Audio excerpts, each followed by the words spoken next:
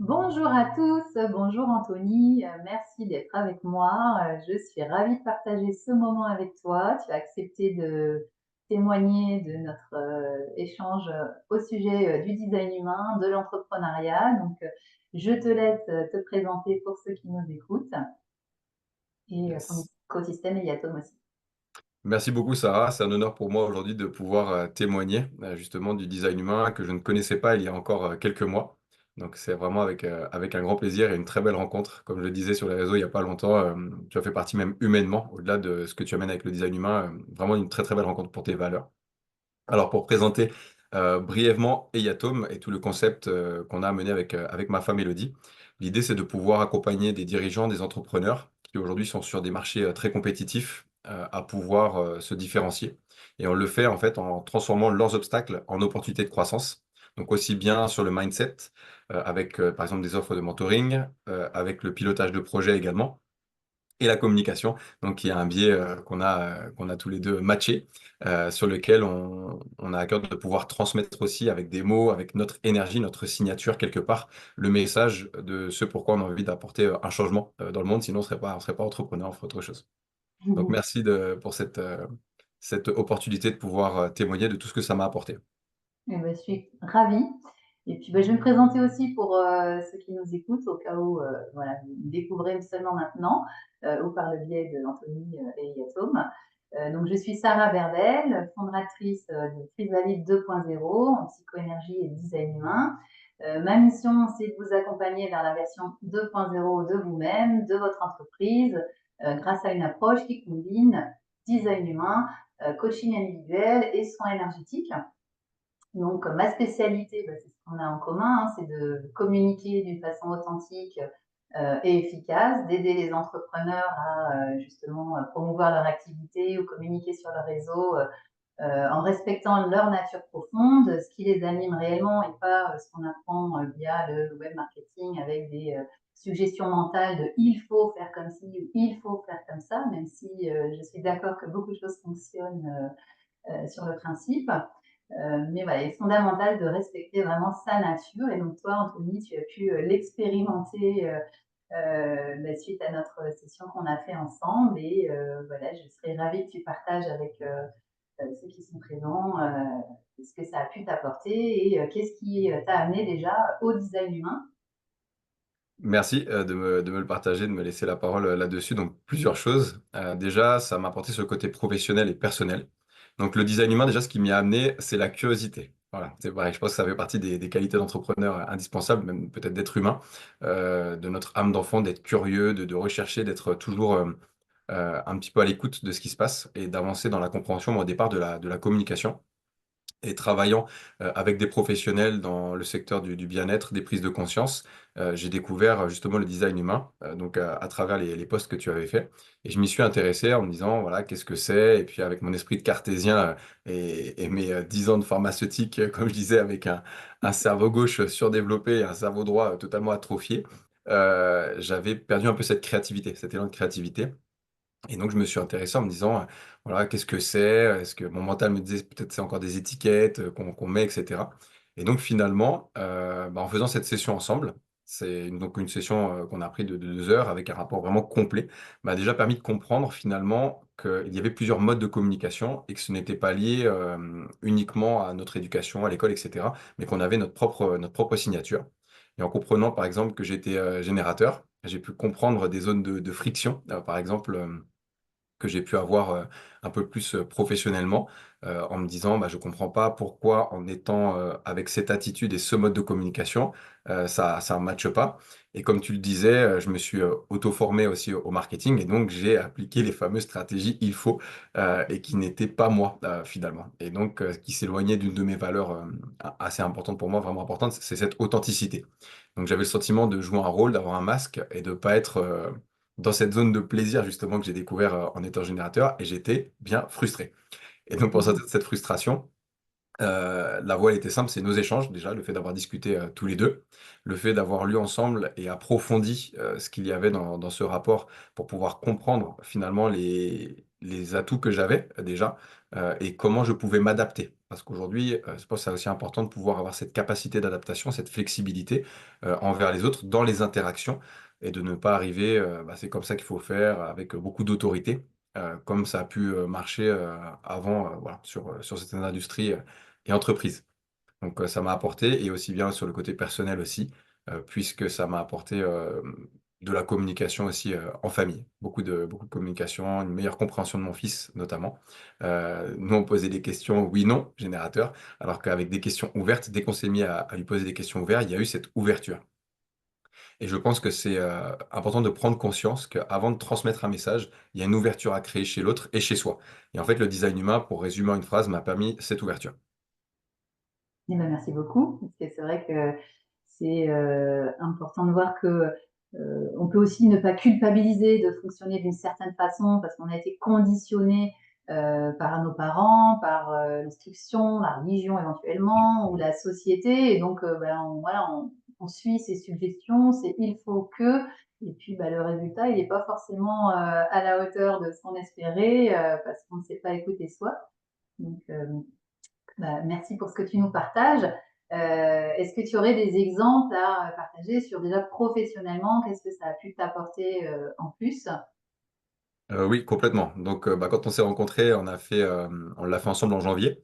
Donc, je travaillais avec une équipe de 18 professionnels dans 3 pays. Donc, c'était important finalement aussi de comprendre qu'est-ce qui fait que dans nos modes de communication, pour moi, c'est vraiment là-dessus, on avait chacun une façon de communiquer. Et sinon, j'avais ce sentiment parfois en mentoring de ne pas être compris et que la personne ne se sentait pas comprise. Et ça, le fait que la personne ne se sente pas comprise, c'était vraiment un poids pour moi, puisque sans cette ouverture, je ne pouvais pas amener justement ce message que j'avais à transmettre pour qu'elle puisse derrière avancer dans son activité.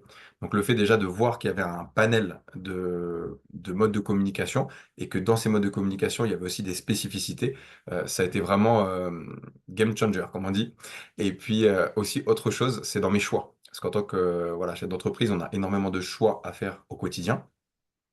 Et ça m'a permis d'être plus aligné, de savoir finalement comment, dans mon ressenti, sur lequel j'étais déconnecté, j'ai pu me reconnecter à mon ressenti pour me dire, bah là, donc le sacral, hein, ça vibre pour moi, donc c'est un oui. Et je me suis même challengé un petit peu sur des projets où ça vibrait pas, ça me disait non, et j'ai quand même forcé un peu, et finalement, bah non, ça fonctionnait pas. Donc maintenant, avec, on va dire, 9 mois d'expérience, où j'ai pu tester un peu dans différents domaines, avec différents profils d'entrepreneurs, j'ai vraiment pu améliorer cette communication, donc dans ma capacité à m'adapter aux autres dans leur compréhension. Donc, c'est comme si j'avais appris leur langage et j'étais capable de communiquer avec le mien tout en faisant en sorte qu'il puisse être compris avec le leur. Voilà, c'est assez subtil et c'est super. Ça rejoint ce que tu disais un petit peu tout à l'heure sur la communication avec ton fils ou avec le oui ou non. Finalement, avec les collaborateurs, bah, ça marche aussi avec le fait de savoir est-ce qu'un tel est fait pour initier des actions ou des interactions, est-ce qu'un tel est fait pour répondre avec des questions fermées, oui, non, ou au contraire de lui laisser des questions ouvertes. Et puis, quand on sait que par exemple les projecteurs, il faut les inviter formellement, en fait, ils se sentent reconnus dans ce qu'ils font, bah, laisser la place à une personne qui a cette énergie-là pour, bah, au lieu de lui demander d'initier, de prendre des initiatives, bah, de l'inviter à partager ses points de vue ou faire ses actions. Enfin, c'est vrai que pour tout entrepreneur qui a des collaborateurs ou même pour des personnes qui travaillent en équipe, je sais que c'est pour ma part un des points fondamentaux qui m'a permis de comprendre comment tout le monde fonctionnait autour et puis que j'ai eu à cœur de vouloir le partager à des personnes qui travaillent en équipe comme toi. Complètement. Bah, pour compléter un petit peu ce que je disais tout à l'heure, le fait de travailler, donc au départ, Yatom tournait autour, entre guillemets, d'Anthony, et c'était pas mon intention de départ, et j'ai bien compris aussi avec les différentes lignes, etc., que j'étais fait pour avoir un certain type de leadership, mais pas toujours projeté en avant. Et c'est ça un petit peu ce qui me gênait, notamment sur les réseaux sociaux. Et donc, ça m'a permis de transformer vraiment Eyato, mon agence, en m'entourant de collaborateurs et en comprenant que si j'avais des projecteurs, notamment par exemple autour de moi, que j'allais avoir bénéficié d'un excellent conseil. Et en quoi moi j'étais aussi une valeur ajoutée en tant que générateur pour leur amener cette énergie, peut-être qu'ils pouvaient avoir besoin à certains moments. Et donc sur les réseaux, ça m'a permis de communiquer avec mon énergie et pas comme avec une stratégie marketing définie. Voilà. De le faire avec mon style, avec mon empreinte et avec mon authenticité. Donc pour ça a été vraiment une révélation. Parce qu'aujourd'hui, les réseaux sociaux, voilà, et pas que les réseaux sociaux d'ailleurs, on parle des réseaux sociaux, bah, parler sur les stories, etc. Par exemple, mais il y a également aussi, quand on est en présentiel, on ressent vraiment l'énergie. Quand tu nous as expliqué notamment, mais j'en parlerai peut-être un peu plus tard, sur cet aspect, quand on a par exemple 3 générateurs avec notre fils manifesteur, que ça peut être épuisant pour lui. Et donc du coup, avec la compréhension arrive la compassion. Donc on peut aussi, nous, se sentir beaucoup plus en paix. Et je pense que c'est un sentiment aujourd'hui, qui fait vraiment du bien de se sentir en paix que dans l'inquiétude.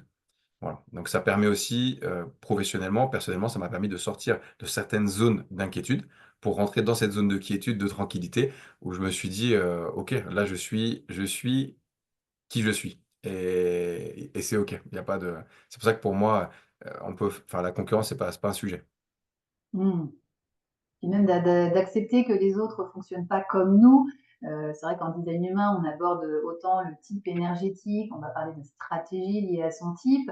Il va y avoir le profil où on va parler plutôt de notre personnalité, de notre fonctionnement psychologique. Et puis, il va y avoir les interactions, ce que tu expliquais sur le fait d'épuiser, par exemple, ton fils qui a une énergie de manifesteur, alors que vous avez plusieurs générateurs autour. Ça permet aussi de comprendre les interactions avec les autres.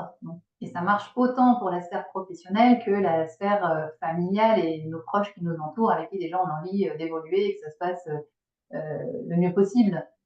Complètement. Ça m'a permis, si je peux me permettre de rebondir sur le fait qu'en tant que générateur, on m'avait on m'avait souvent comparé au train scandinave, qui s'arrête, qui déblaye la neige. Et donc, finalement, on finit par se valoriser et construire une confiance en soi autour de ça. Sauf qu'il y a un effet pervers à ça. C'est que, j'en ai pas fait heureusement, mais j'aurais été un client pour le burn-out. Parce que le fait de ne pas poser des limites claires avec soi et d'avoir le sentiment de disposer d'une énergie, absolument, presque intarissable, bah, en fait, c'est pas le cas. Il y a des moments, même en tant que générateur, où on doit, retourner dans sa zone de plaisir, on doit, aussi apprendre à relâcher un peu, cette pression qu'on a naturellement. Sinon, c'est comme si on était un peu assis sur un volcan à une cocotte minute, shooté à l'adrénaline, et si on ne sait pas non plus doser un petit peu, ces choses-là, bah, dans les interactions, ça peut créer des frictions et avec nous-mêmes aussi, finalement. Mmh. Alors après ça, c'est particulier aussi au cas du générateur puisque, moi j'avais pas donné forcément l'image du train scandinave, mais je parle souvent d'une locomotive lancée à 300 km/h qui une fois qu'elle a dit oui, elle a l'énergie, elle y va. Sauf que là où ça va être important, c'est de respecter son autorité intérieure et qui est, est-ce que ce oui, il était vraiment en réponse avec ce que je vibre, pour moi, est-ce que c'est un choix qui me va? Parce que le générateur a cette particularité, une fois qu'il a lancé la machine, de ne pas savoir s'arrêter. Donc, c'est vraiment important de faire le bon choix dès le départ. Donc, tu parlais tout à l'heure de prise de décision. Et c'est vrai que sur ça, bah, pour toi, maintenant, tu vas, je pense, être encore plus vigilant à prendre une décision qui te correspond et pas lancer ce train sur quelque chose qui ne te correspond pas et qui te fera ressentir ensuite de la frustration. Exactement, et je l'ai mis en application parce que comme je travaille avec plusieurs projets, c'est important pour moi de choisir des projets qui peuvent être porteurs, donc et quand ça vibre pour moi, je sens que le projet fonctionne et ça se fait naturellement. Donc ça, c'était un magnifique cadeau du design humain et de ta part, de notre interaction, parce que ça m'a permis parce que bon, entrepreneur, on peut faire des échecs, mais à un moment donné, on peut pas non plus en faire indéfiniment, de finalement aller aussi vers des réussites et donc ça, c'est hyper agréable. C'est génial. Et est-ce que tu aurais une anecdote du coup sur le plan personnel à partager, voilà ce que ça a pu t'apporter aussi au-delà de la sphère professionnelle? Ah oui, j'en ai même pas mal, plusieurs. Déjà, bah, le fait, comme je parle avec mon fils, le fait de comprendre, qu'il fallait poser les questions et communiquer avec lui d'une autre manière qu'on l'avait fait jusque-là, parce que comme avec Elodie, on est 2 générateurs. Finalement, nous, on parle entre nous, «Tu veux aller où au resto? Ici, ici, ici». Elle choisit, super. Ou alors: «Est-ce que tu as envie d'y aller? Oui, non». Elle va me dire oui ou non et en général, ça va. Hem, de l'autre côté, si je fais ça avec mon fils, lui, oui, non, ça lui parle pas. Ou si je lui donne des options, ça lui parle pas. Par contre, si je lui laisse la question ouverte: «Où est-ce que tu as envie d'aller?» Là, spontanément, paf, on voit que, ça jaillit en fait en lui, en tant que manifesteur et donc de lui permettre, de lui créer ces espaces-là d'expression, ça permet de vraiment voir, la beauté humaine dans sa communication avec la personne. Elle communique, avec aisance, avec confiance. heu et ça permet vraiment d'être beaucoup, beaucoup plus fluide, dans les exemples. J'étais aussi à l'anniversaire d'une de mes nièces et du coup, ce qui est super, c'est qu'on en a profité pour faire tout le tour de la famille parce que finalement c'est un jeu, Ah bah, une fois qu'on et rentre dedans, voilà, une fois qu'on rentre dedans, on prend ça vraiment pour un jeu et finalement, on se rend compte bon, moi, je le cache pas et on en avait parlé, hein, j'étais un peu sceptique au tout début parce que je me dis: «Bah, quand même, cartésien, c'est voilà», et finalement, par l'expérience, on se rend compte, on dit toujours: «Ah mais oui, ah mais oui, ah mais oui», et du coup, en amenant ces petites graines plantées avec de la curiosité, les personnes s'interrogent, sur finalement, bah, je suis pas différent parce qu'on doit toujours rentrer enfin, souvent rentrer dans un moule, et cetera. On essaie de s'identifier à quelque chose alors que finalement on recherche notre propre identité et je trouve que le design humain accélère un petit peu cette, connaissance de soi dans son mécanisme, dans sa, heu, pseudo complexité parce que finalement c'est très simple quand on connaît les choses. Donc ça m'a apporté beaucoup, pour ma femme aussi, le fait de pouvoir en discuter en couple. On a aussi compris pourquoi quand on était à 2 2 générateurs sur un projet et que ça nous faisait plaisir, que là ça ça envoyait du lourd. Et donc, voilà, ça nous permet de, vraiment de mieux nous comprendre dans la famille aussi, dans la communication, en famille. mmh mh. Bah, c'est chouette, hein. Et une bonne communication amène forcément à des moments beaucoup plus agréables, à des opportunités, que ce soit de projets et cetera. Alors que des fois, parce qu'on utilise des mots, beaucoup de mots, mais il y a aussi toute la gestuelle et le fait de se sentir, je pense, dans son énergie par une meilleure compréhension, c'est-à-dire qu'il y a une forme de «je m'accepte comme je suis» aussi, à un moment Mmh. donné. Et quand on passe ce stade-là, je m'accepte comme je suis et c'est OK et je vais juste, me révéler au monde, en étant comme ça. Et bah, c'est merveilleux. Enfin, moi, j'ai remarqué que sur le plan, pro ou perso, ça permet vraiment de créer des opportunités et de faire de sa vie une super belle collection d'expériences. Mmh, ça c'est chouette et du coup, tu communiques aussi beaucoup sur les réseaux, parce qu'on parle de communication et est-ce qu'il y a des choses que tu as modifiées par rapport à avant, après, dans les choix de tes réseaux, dans ce que tu partages, dans la façon de faire? Oui, oui, oui, pas mal de réajustements puisqu'avant, j'étais dans la stratégie marketing. Alors le lundi, ça va être, la publication sur telle chose, le mardi sur telle chose, le mercredi sur telle chose. Et finalement, ça mettait une forme de rigidité, et donc pour moi, hein, vraiment pour moi, ça n'amenait pas de plaisir et parce que c'était le fameux «il faut», et donc bah, je m'éloignais en fait, j'avais pas d'impact finalement, aucun impact. Alors que quand je me suis remis dans mon énergie pour me dire: «Finalement, voilà un petit peu les pensées qui me traversent aujourd'hui, voilà ce que j'ai envie de communiquer, de transmettre», sans, sans forcément avoir, une structure très rigide, en ayant cette ligne directrice des atomes, hein, de transformer les obstacles en opportunités de croissance. Ça devient beaucoup plus fluide et curieusement, j'ai beaucoup plus d'interactions, je fonctionne beaucoup aussi avec les recommandations, et donc finalement, je pense que l'énergie que je dégage a changé. Les gens ressentent cette énergie-là. J'ose peut-être plus aussi, m'enregistrer en vidéo. Personnes ressentent la voix, me voient bouger, me sentent dans ma spontanéité, dans mon enthousiasme aussi qui m'est souvent, voilà, on me caractérise souvent comme quelqu'un de très enthousiaste. Et ça me permet, d'attirer finalement à moi plutôt que d'aller chercher et ça merci Sarah parce que je l'ai compris, un peu tard. J'ai essayé d'initier moi comme le manifestar mais ça marche pas et du coup d'être juste attentif aux opportunités, à ce qui se présente à moi et d'être en réponse et du coup par contre, la réponse est juste très souvent, elle est juste, là je m'éclate, je m'éclate. Ah génial, vraiment, je suis très contente. Que ça se passe comme ça pour toi et il y a quelque chose qui nous caractérise tous les 2, par exemple, c'est, la ligne de l'ermite, la ligne 2 dans notre profil et c'est vrai qu'on entend en web marketing, enfin, arrête-moi si pour toi tu as pas entendu ça, mais qu'il faut nourrir les algorithmes, qu'il faut du partage quotidien pour créer du lien, pour être visible sur la toile. Alors que quand on a cette ligne de l'ermite, eh ben, il y a plutôt des moments où on est off, où on n'est pas sur les réseaux, où on n'a pas envie de partager. Et si on se force à suivre un calendrier qui n'est pas en accord avec notre envie du moment, notre besoin de partager, hein, qu'on soit générateur comme toi ou projecteur pour moi, là, finalement, c'est pas tant une question de ce type énergétique, mais c'est vraiment sur notre fonctionnement eh bien, moi, je me suis aussi rendu compte, et peut-être toi aussi, que quand on disparaît des réseaux un temps parce qu'on respecte ce côté ermite et qu'on revient, eh bien, on peut avoir des fois plus de visibilité ou d'impact que si on s'était forcé à être, à avoir publié tous les jours. Et ça a été le cas cet été où j'ai fait 2 mois off. On est parti en Espagne, pour, un projet et aussi, profiter, resserrer les liens, en famille. C'était important parce que dans l'entrepreneuriat, de prendre vraiment des temps aussi pour resserrer ces liens-là. Donc j'ai fait quasiment 2 mois off, sans réseau et ça fait du bien, ça fait vraiment du bien et avant j'aurais culpabilisé. Je me disais: «Oh là là, mais l'algorithme, qu'est-ce que je vais faire? Je vais perdre mon audience», et cetera. Là où aujourd'hui, je suis totalement à l'aise et les résultats sont là aussi, c'est que même en revenant, finalement, j'ai plus de personnes même qui interagissent, et pas forcément sur la publication, mais même en message privé ou d'avoir d'autres contacts. Donc Mmh. finalement, en tant que générateur, j'ai la même attraction, même si je suis pas là et moi je suis à l'aise, du coup, dedans. Puisqu'aujourd'hui, on va développer nous la chaîne YouTube principalement parce que voilà, c'est dans mon énergie, j'aime bien communiquer, transmettre. Je trouve qu'en voyant quelqu'un et en l'entendant, c'est là où on peut prendre aussi un maximum d'informations et ressentir la personne. Mmh. Et puis, ça permet ensuite de pouvoir, vraiment être fluide, dans sa communication, sans sortir de: «Ouais, il faut».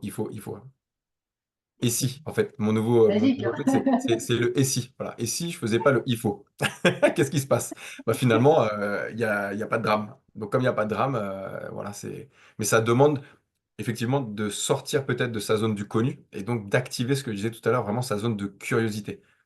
Mmh. De curiosité, de sortir un peu de ce jugement, des préjugés plutôt que et d'être curieux et de se dire: «Ah finalement, qu'est-ce que c'est?»